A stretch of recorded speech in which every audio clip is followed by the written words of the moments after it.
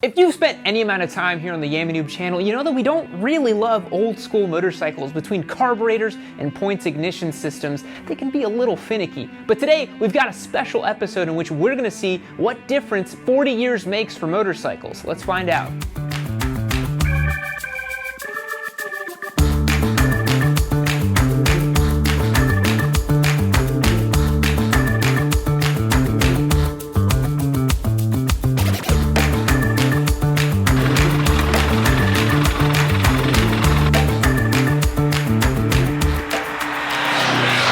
In the shop today, we've got two motorcycles that might look pretty similar, but they could not be more different if they've tried. The Husqvarna Svartpillen 701 over here is a neo-retro motorcycle with its single round headlight and banana seat, designed to elicit the old school motorcycle charms of the 70s and 80s. However, this motorcycle over here to my right is a Suzuki Gs 1100E from 1982. It's got a single round headlight and a big banana seat, and it's the real deal when it comes to retro motorcycles. Now, let's learn a little bit more about the specifications of the Suzuki over here from its owner, Josh.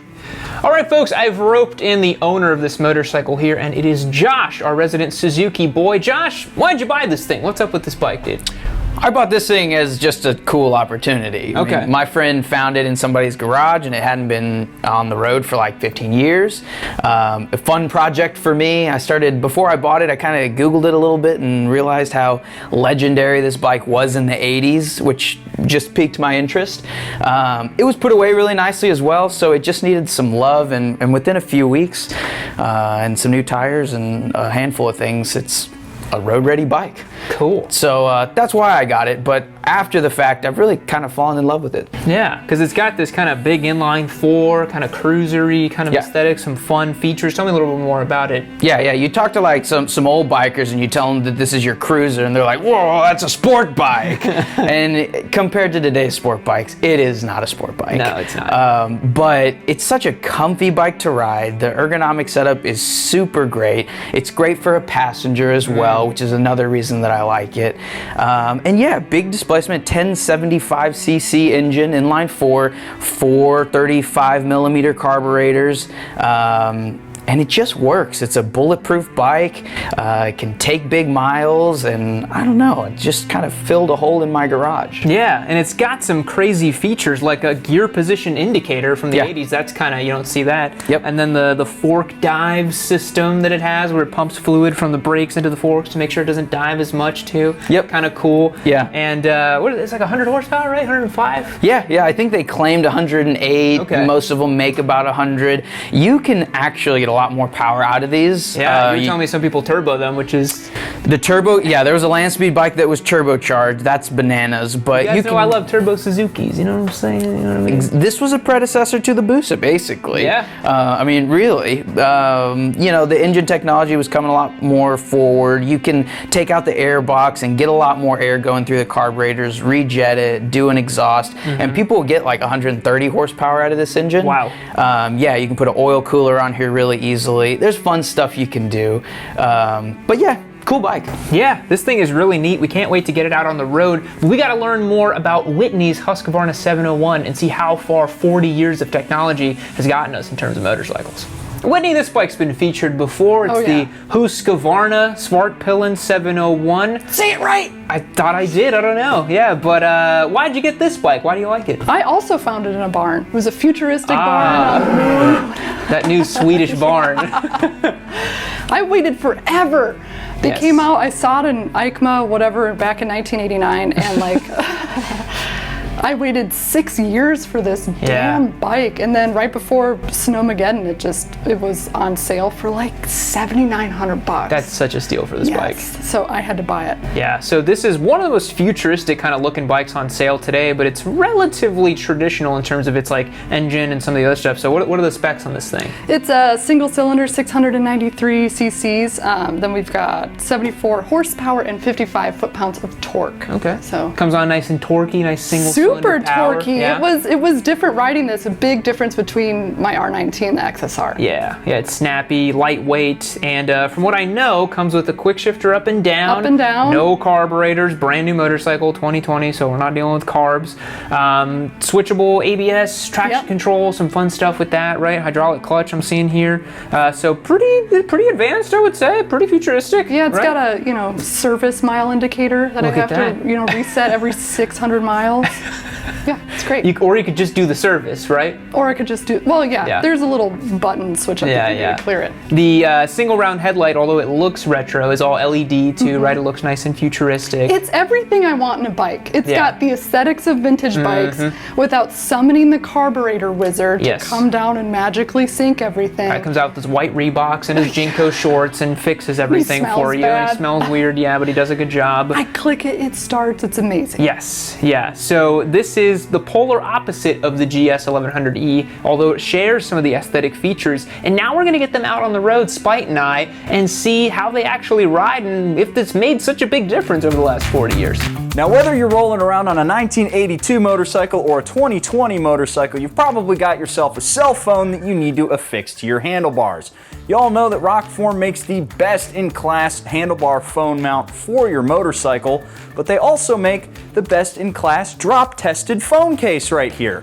I actually use mine on the daily. I've got a sport ring on here. I use this thing on my Supermoto whenever I go out for a ride, and it's held up to a ton of abuse. I'm a giant klutz and drop this thing all the time, and this is my actual cell phone. If you're not feeling a phone mount or a phone case, they also have this neat magnetic wallet which can go right there. Job done.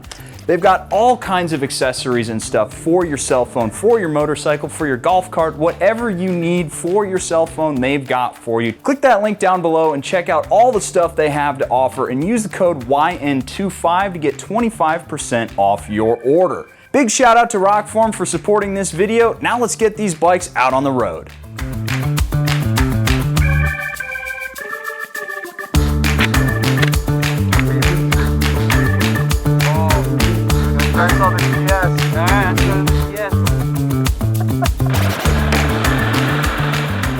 Let's do it.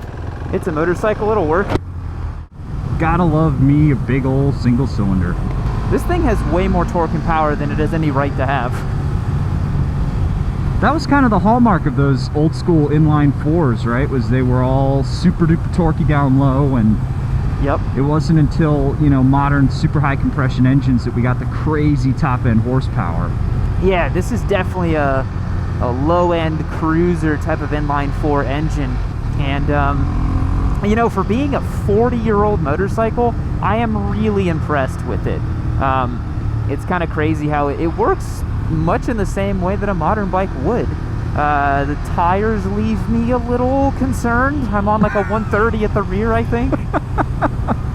So kind of like it's funny because it's kind of like a Sportster setup where you're like, why is the rear tire so much skinnier than it should be on a normal motorcycle? And I think the thing about old bikes too is the brakes, man. The brakes just don't work on these things. Yeah, we were saying a little earlier that that's basically like when they sort of figured out how to make a cool engine, but they put all their points into speccing into the engine, and they didn't really give a shit about anything else. No, they did not care about frame, the overall geometry, nothing else. I mean, if you think about it though, that is probably why Suzuki, 5 years after this thing came out, they were like coming out with the Gixxer 750s, right? I mean, that probably felt light years better compared to this thing. This is still like a UJM, this is like a classic UJM styled bike, and it certainly feels that way, but I'm actually really surprised with it. And I think I get why Josh likes it so much, is because it's really unique. I've never ridden anything quite like this. Yeah, and that was before UJM was UJM, right? That was back when it was just motorcycle. Yes, yeah, they didn't even have the concept of a UJM. They were just like, well, this is a motorcycle, so do with it whatever you please. Some people hill climbed them, some people drag raced them, some people road raced them, which I think is suicide, but Yeah, this thing's really interesting. I'm curious to hear your thoughts. You've done a video before on Whitney's Svartpillen 701, and you own a 690 SMCR. What do you think about that thing? Honestly, and this is gonna sound a little bit mean, but it leaves a lot to be desired for me. Okay. I do not love the 701 Svart here like I love my 690. It's geared very differently, and it doesn't have the same torque that mine does. Mine is so torque first, and the way mine's set up feels so good for me. This feels more like a traditional naked motorcycle, just with a single cylinder in it. It definitely makes more power way up top, and it handles fine, you know, despite the kind of dubious tire setup that's on here, because it's kind of got the flat track style rubber on there, and I think it's an 18-inch front end. You know, it handles fine, but it just doesn't. I'm comparing it to my own personal bike, and of course mine's on a pedestal, right? Yeah, it has to be. But it doesn't inspire anything in me like a normal naked bike really would.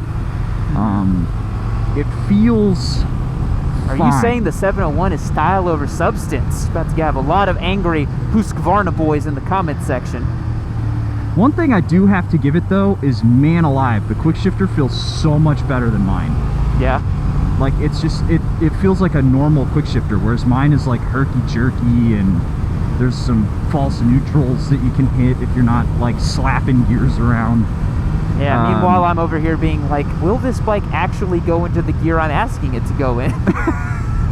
You got to do a double tap on the lever sometimes up and down to get it to go to the gear you want to go to, which is hilarious. Yeah, it's always kind of interesting going from a modern gearbox to an older one, just how kind of loose all the tolerances were. You know, we experienced that a little bit with the Sportster, because that is an older transmission, despite being the bike we had being a 14. Yeah. You know, it's still kind of like a 1980s transmission, and it has a lot of slop in it. Yeah.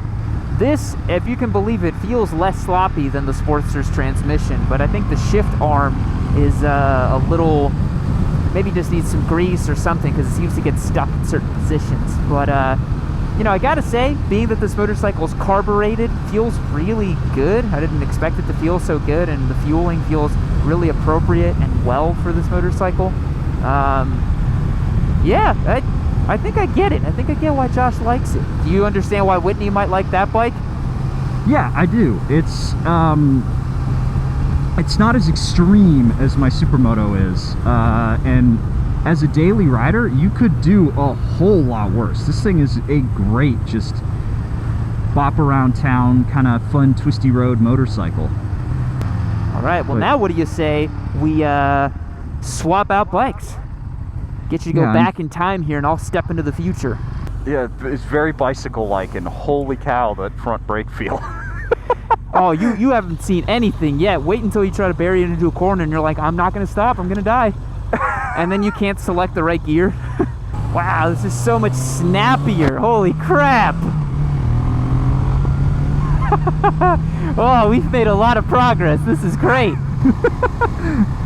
I can totally feel what you were talking about it being kind of a little, am I going to die through this corner sort of feeling. Yeah. It's like I was telling you, you have to be very deliberate with every input on that bike. It does not respond well to any sloppy inputs. And do you notice how the seats, you just kind of slide around everywhere? Yeah. It's you don't really have any grabbing spots like you do on a modern motorcycle. The ergonomics package is a little bit funny on this thing. Man, this bike feels so much snappier. Oh, here we go. Am I gonna die? No, I'm gonna make it. I'm gonna slow down a little bit because I'm starting to have fun with this part, but you're not gonna keep up on the GS. No way. Oh God, slow down. Initiate braking sequence. T-minus 10 seconds until braking is activated. You're like, no, brake now, please.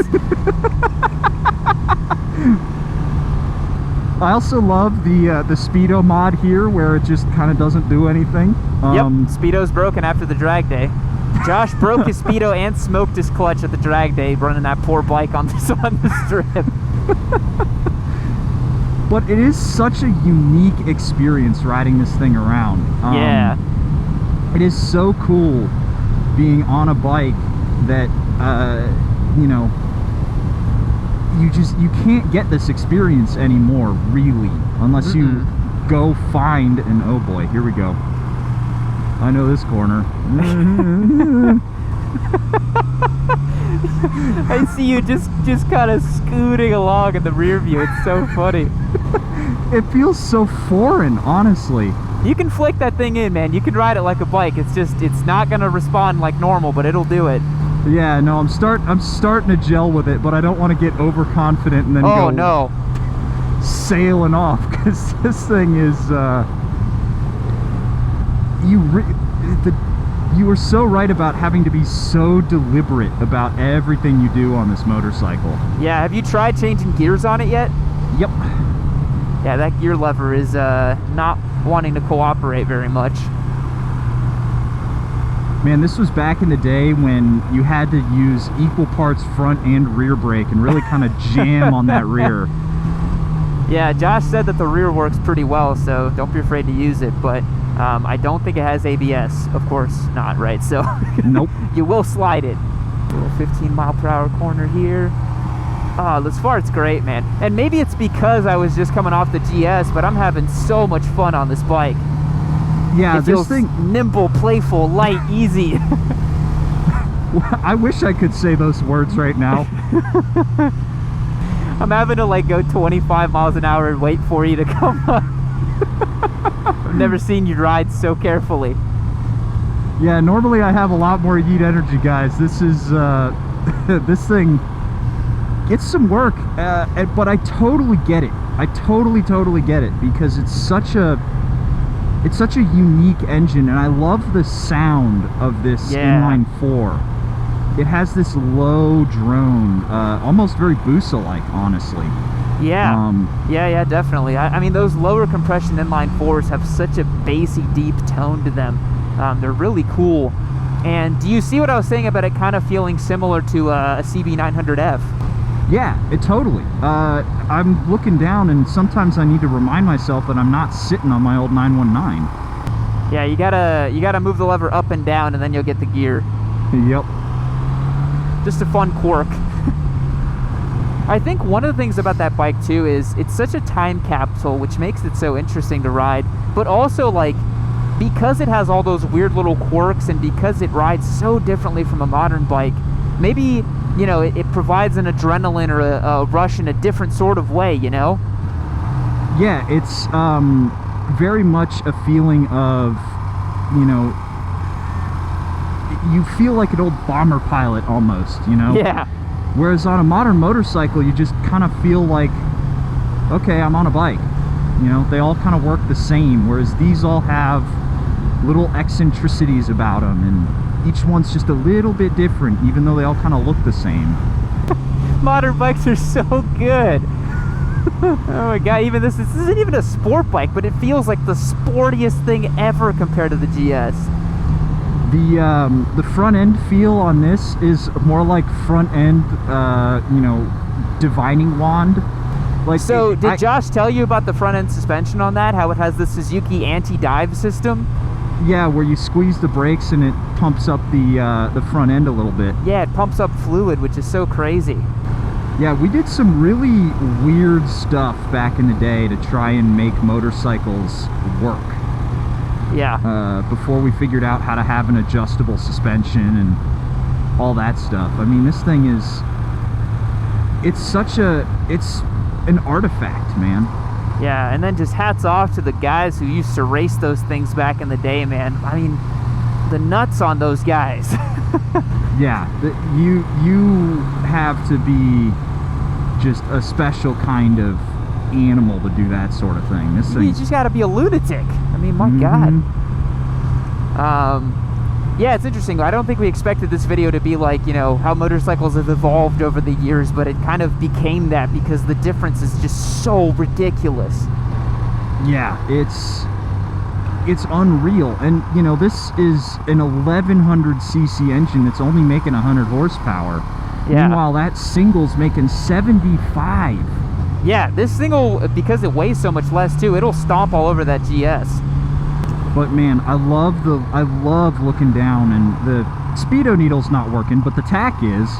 Yeah. And so you watch the tack climb, and it's all kind of floaty and weird because, you know, it's not perfectly sprung.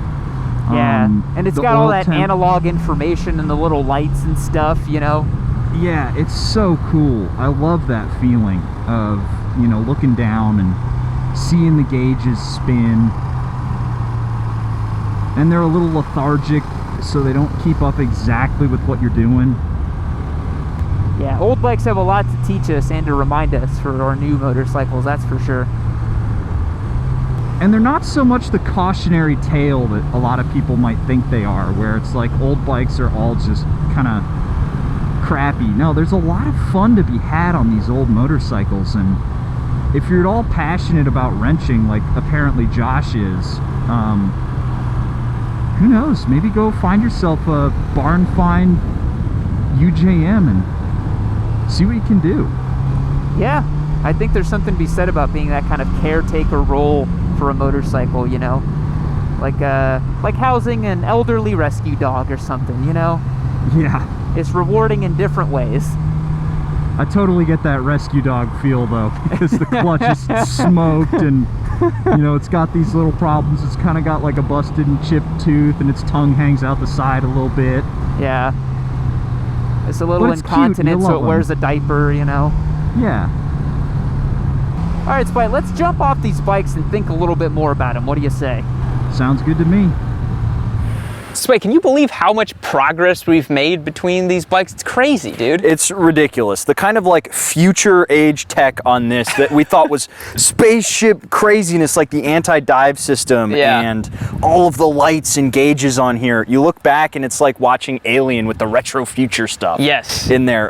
It's an interpretation of what like modern motorcycling was going to be, and you don't see any of this stuff anymore. No, you see much smaller dashes, much simpler systems. This anti-dive situation never really quite made it into the future for obvious reasons. And yeah, the front brake feel on that bike makes you feel like Fred Flintstone would have had a better time stopping it for sure. And it just makes you appreciate how good modern bikes are nowadays, man. These bikes are incredible. They turn on, run, work. They got snappy power, flick in beautifully. We've figured out a lot about motorcycles in these last 30 or 40 years or so, and we've segmented them all into very specific niche tools. But I think we got to talk to the owners of these bikes and see what they think about them. Yeah, let's do it. All right, folks, we're back here in the shop after riding these bikes around with the owners, and I have a lot to say about how far motorcycles have come. And the first thing, this one's wanting to go out on its own now. Got some ghosts in the shop, but the first thing I want to say is, Josh, your bike's a bit of a death trap. I have to be perfectly honest with you. Front brakes especially have come a long way on motorcycles. Both Spite and I coming into corners, we're kind of pooping ourselves a little bit. Is that what you feel on this bike? Absolutely, absolutely. Front and rear brake and engine braking are all required to hustle this thing down from high speed. Yeah, but I was surprised at how nimble it felt though. With these new set of rubbers you got on there. I felt like side to side, it wasn't as bad as I thought it would be, really. Yeah, absolutely. There are some things that they had gotten pretty well in this bike. A lot of things they hadn't figured out yet, for sure. Yeah, and in comparison though, Whitney, the Svartpillen, so flickable, so nimble, so much fun to ride. It's gotta be one of the reasons you love the bike, right? Oh my gosh, 100%. You know, but there is a part of the little bit of poop in your pants that is the allure of riding a vintage motorcycle. I agree, yeah. I forgot what that's like with my modern bikes now. So. Yeah, because you've owned a couple vintage bikes, right? I had a 77 GS 552, and that made me scared all the time. Yeah. The other thing about this older bike that really got to me me was the gear lever. You told me about this before I left, but Yep. every shift had to be deliberate, thoughtful. Otherwise, you had to go for the double tap to make sure it was going where it needed to go. Yeah. Coming into corners was a little scary because I was like, where the hell is my shift? I was like, I can't get the gear I want, right? Yep. You feel that too on the bike, right? Yeah, and that's a mechanical error going on right now. Yeah. I don't know if that's completely related to the clutch. We know it needs a new clutch right now. Yeah. But yeah, there's weird things that happen with the lever that I haven't sorted out just yet. But kind of some of the charm. It's just, you got to know what you're doing. You got to be prepared. And if I want to go hustle around the street, this is not the bike that I'm going to take. Absolutely not. Yeah. Whereas the Svartpillen over here is so easy to ride. You don't have to think about anything. And that's where really I think the 40 years of advancement has really shown itself, is that these motorcycles, most new ones, are pretty bone simple to ride. They're just like you jump on, they work exactly like you think they're going to, and they just turn on and go. There's no thought behind it. So you as a former vintage bike owner, do you like that on these bikes where it's click on go? I don't think it's linear. I do think I'm starting to teeter back over to I miss questioning if I'm going to make it all the time. You know We're all masochists, I'm telling you guys. Like, that's what's happening. It's ridiculous. But I love being able to have the style and the reliability is superb. So. Yeah. I think another big thing for me riding these back to back is the handling of both motorcycles. I mean, older bikes that I've ridden, this is by far the oldest one I've ridden, but all of them have that kind of slower steering, a little more ponderous, a little more, like I said, deliberate that you have to be with it, where, I mean, this bike felt like a samurai sword in comparison. It was like, blah, blah, blah, blah, side to side. You can't really do that with the GS. You cannot go quickly side to side unless you're some of those old 1980s racers that I've seen footage of them doing, and it's crazy. But Josh, what's your favorite thing about this motorcycle, man? Like, since it is your kind of vintage beauty queen you take out every once in a while. Honestly, it may sound cheesy. It's just kind of my relationship with the bike. Okay. That's really, I get so much out of this, so much satisfaction in knowing that this would still be sitting in that garage. Yeah. I'm still in contact with the owner. I need to take it back and let him see it now that it's back on the road. But I don't know. I've spent a lot of hours and a lot of time doing things end to end to make it a street-worthy bike again. And I don't know. I like spending my weekends that way. It's fun. It's fun to learn about a new platform like this. And you just got to know what its current state is and what its quirks are. I had to tell you for 15 minutes of because you're Chinese quirks. petcock, Josh. Yes, exactly. That off is on, and I was like, what is happening? Exactly.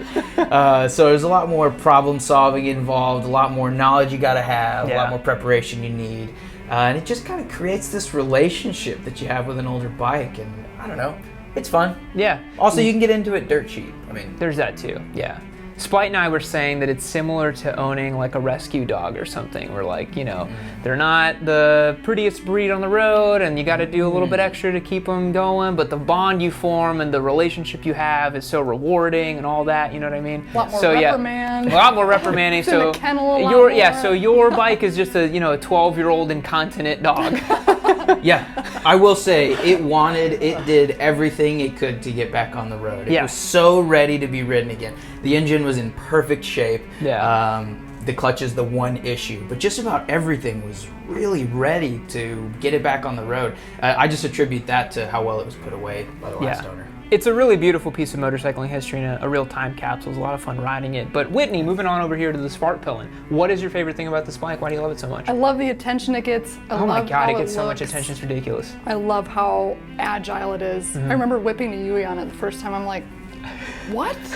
This whole time it could be this? There's no heavy weight to it at all. Yeah. I like feeling like it's 2021 on this motorcycle. Yes. Like so much of society is still 50 years ago, and nothing's evolving. So this makes me feel evolved, and that's the main reason why I got it. Yeah, it's a fantastic bike, and it's been so interesting seeing what 40 years of change in motorcycling has given us. And whether you're riding an old school bike or a new school bike, they kind of all work the same, and there's a lot to be loved for anything on two wheels. So if you haven't ridden a vintage bike, get somebody like Josh to let you take a spin around their old Suzuki, or if you haven't ridden a newer bike, find a very willing friend who's letting you take you spin on a Svartpillen 701 or something like that. But with all that being said, thanks so much for watching today's episode of Yammy Noob. We'll catch you in the next one. See you later.